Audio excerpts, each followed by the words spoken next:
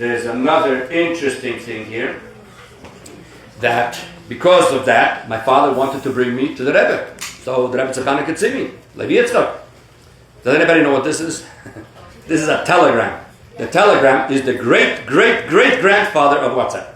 Okay? Basically, 60 years ago, if you wanted to give a message to somebody at the other end of the world, telephone was too expensive. Nobody used the telephone. This was a special system that there was a post office in New York, a post office in Italy, and when they clap over here letters, it claps over there. So if the Rebbe wants to write, for example, to my father was going to come for Chof, and the Rebbe wanted to answer that he could come, the Rebbe said, Yovoi behatzlocha. It's Yovoi, Beh, everything had to be letter by letter. And not only that, the Rebbe writes, Yovoi behatzlocha, nekuda. What does nekuda mean? A dot, a period. Because the Rebbe wants to say two things. One message, period, another message. But you couldn't put a period in this thing, you put only letters. So the Rebbe would write Yovoi, nekuda. Then the Rebbe says, Lakoton ein kadoris nesio kazu.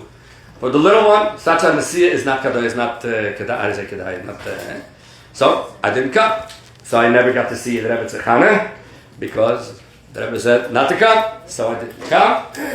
And then, well, there's a lot of other things. This is another thing which I have not yet seen anywhere else, a telegram by the Rebbetzin Chana. What happened over here, it's a little bit of a long story, we're just going to say one because my time is coming up. And that is as follows. After my parents gave Levi Yitzchak, the Rebbetzin Chana was so happy, my mother was pregnant again. So my mother wrote to the Rebbetzin Chana that she's going to have another child soon. And the Rebbetzin Chana for sure has more people in her family that she would like to give names for.